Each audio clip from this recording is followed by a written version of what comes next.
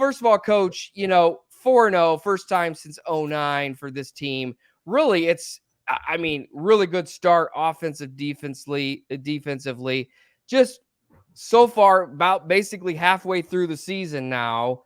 Just where you assess your team as far as the growth that they've had really in the last year and over the summer. Well, I think the emergence of Kobe at running back or at quarterback, I'm pretty much a running back, right? Has just really changed our offense. I mean, that's the style of offense we want to run anyways. But if your quarterback's not quite ready to take on that responsibility, and Kobe's made that progression now, and so having that extra back in the backfield that's your quarterback, and you can still stay in 10 or 11 personnel and not have to add a second back, just changes how the defense has to prepare for you. So that's probably been the biggest thing. We felt like we were going to be strong defensively coming into this year with the returners that we had, even with the loss of, with Whitaker. We felt like we had the pieces to be strong defensively. We didn't realize we'd be this strong. I think the varsity defense, the 2 touchdowns that South Adams scored were the first 2 we'd given up all year. The total yards are wrong on that. But wow, that was just just what I could pull from clips from the internet. Right. I think South Adams had as many yards on us by far as anybody all season. I think they ended up right around 300 with a little over about 220 passing on 56 attempts. So, yeah, they're not shy about throwing it. That's for sure. Right. But, in high school, Waters an excellent high school quarterback, but still, to make a living throwing the ball in high school that's a tough living to make, So we were okay with that. We scrambled a little bit. We hadn't seen anything like that. I haven't seen anything like that since, I don't know if ever, Yeah. So we just kept him in front of us, and I think he completed 40% for the game. So we were okay with what happened. Yeah, just some updates there on that aspect of it. Owen Warner, 21 of 56, 221 yards and 2 touchdowns. He's certainly one of the top passers in the area. And, Coach, you mentioned Kobe Meyer. Talk about, we kind of saw what he could do a little bit last year. He kind of came on the scene a little bit. But this year, 4 weeks in, he's really just kind of asserted himself as the guy, not just for your Heritage Patriot squad, but really, there again, across the area, a guy who can get it done through the air and on the ground. Just talk about his development, the work he's put on, and really how he's kind of seems to take the team upon his back. Well, he wanted to be he threw his hat in the ring to be a team captain last year and didn't get enough votes. And so this year, he did it again, and he had by far enough votes to be a captain. So, and as you can see, his stats are for 4-game stretch. That's pretty impressive, even from what I've coached in the past. This is as good of a start in 4 games that I've been a part of. But Kobe's a very determined young man. He'll come in. He's a 3-sport kid, or at least he was. And during basketball season, he would come in the mornings, 6 a.m., 6:15. And get his lifts in. And so very committed to the weight room. As a freshman, he was a scrawny little under 150 pounds. And, now he plays around 170, 180. And most of that's just muscle mass that he's put on over the last few years, just committed to the weight room. He's not the tallest kid in the world, but he's a competitor. And when the lights come on Friday night is when Kobe's at his best. And truth be told, last week he wasn't feeling well. He was sick. He was still kind of feeling it. The day or two after you get over being sick, you're still not 100%. And that's how he played Friday night and still ran for, I think it was 160. So that's why the passing game was off a little bit Friday night against South Adams, because Kobe just didn't have the practice reps that he usually gets. But yeah, impressive young man, great leader, great kid.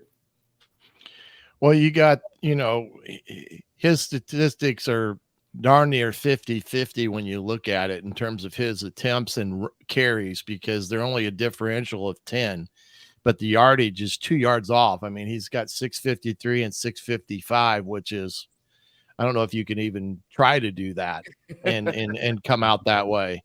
Right. Plus, the other good thing that he's done is, of course, is that, he's only thrown 3 interceptions. I mean, that for a kid that's not been in the pocket as much as he has, that's right there is pretty astonishing that he's not doing things that a quarterback that maybe has not seen a lot of reps do. And that's one of the nice things about a kid like that, is he's giving you confidence on both sides of the coin. So in that regard, because of his ability to do the right things with the football. But you've got some other kids too. The Litchfield kid, I mean, I think he's averaging 250 yards in receptions this year. Is it Walter? Another kid that's got about 9 receptions on the year. Yep. Yeah. And, to that, Shannon, Kobe doesn't really care. In high school, you get kids that have certain connections and they're friends and they grew up together, and that's fine, but sometimes the quarterback may target that kid more even when he shouldn't. And Kobe's just not one of those guys, man. If you're open and you're in the progression, you're going to get the ball. And so when you look at our receiving stats, I mean, we have 6 or 7 guys that have between 3 and 10 catches. Yep. And it just so happens that Litchfield, it tends to be a bigger target. I mean, he's 6'5". He's a big kid, and kind of came on the scene when we had some injuries early. So we took the Washington kid and moved him out to receiver because we had injuries out there. And Devontae is another 6'4" tight end type kid, but he's a little, maybe just a little thinner than Zeke, and a little, I wouldn't say more athletic, but better to play receiver for us. So really the only reason Litchfield's been on the field this season was because of injury. And now guys are getting healthy, and it's like, okay, what are we going to do? Because we're not moving Zeke from tight end. I mean, he's just been too good for us. So yeah. And then Braden Walter is our starting free safety, and we two platoon. So he's one of those guys that's just dynamic enough that we've got to get him, reps on offense when the time calls for it, because he can do so much good for us. He's also our returner. He does our punting and kickoff returning. So, and the great thing is Zeke and Braden are both juniors. Yeah, that makes it a lot easier in that regard when you got kids that are underclassmen that are doing these things. Before we let you go here, let's talk a little bit about your defense. I think that's the other side of the coin that maybe gets lost in the shuffle, because right now you guys are just hardly giving up any points. Yeah, and that's a philosophy thing of, coaching defense is like this, right? It's, look, you can go up and down the field all day. I don't care. I mean, I care, but really the only thing that matters is, does the ball cross the goal line? So, we tell our kids that. And so I think it gives them, in a sense, some relief.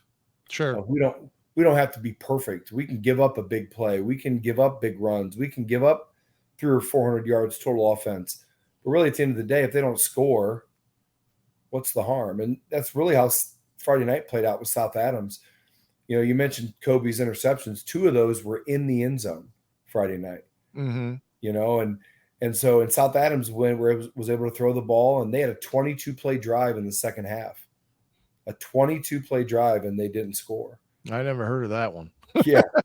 So, and our kids are gassed, and they're just trying to get off the field. And then when you think about it, you're like, that's awesome. That's awesome. I mean, sure, you want a 3 and out, but the fact that they used up all that time and all that energy and walked away with nothing. Yeah, that's a dagger in their heart. Yeah.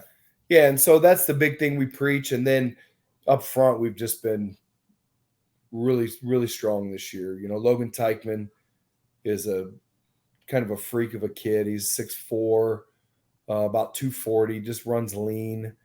And then Charlie Riddle, who's strong as a house.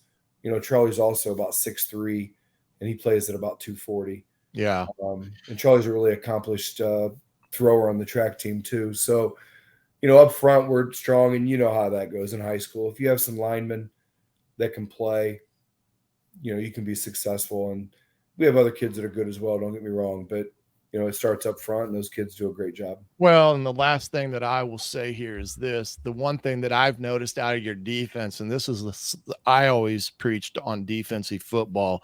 If you can be a gap sound and not give up the cheap score, you got a chance. And I don't see you guys giving up a cheap score. Right. And that's the key component. It's just like you said, they can go up and down the field all they want.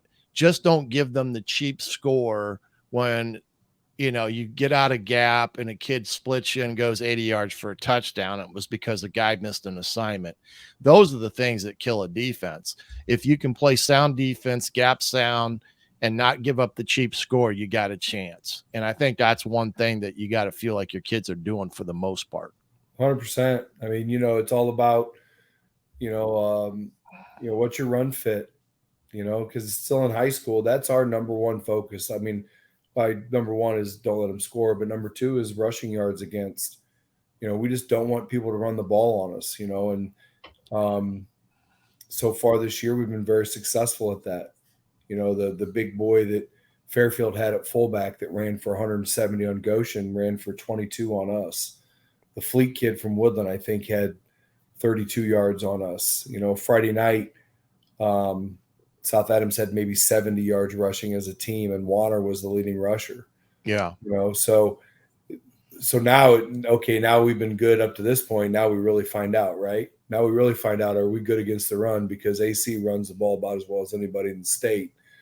And they do what they do. And so, it's a good test right now, week 5, and little conference implications on the line. And AC's been as good as there is around. And so this is what the boys have been talking about for the last few years, just to be in this position to be able to play a game like this is pretty cool, and regardless of the outcome, I sound like that's coach talk, I guess, but of course we want to win, but just to be in this position, I'm very, very proud of the boys. And it's a pretty cool thing to, kind of look back and just say, wow, we've made some progress in the last few years, man. Yeah, absolutely. Absolutely. Well, hey, Coach, we thank you for joining us here tonight, and good luck this week against the Flying Jets. And I know that you'll do your best to try to keep them grounded when you play again down at Adams Central. It's not like you're going to be unfamiliar territory having to go back 2 weeks in a row. But thanks again for joining us. Best of luck, and we'll see you down the road. Thanks for having me, guys. Appreciate it.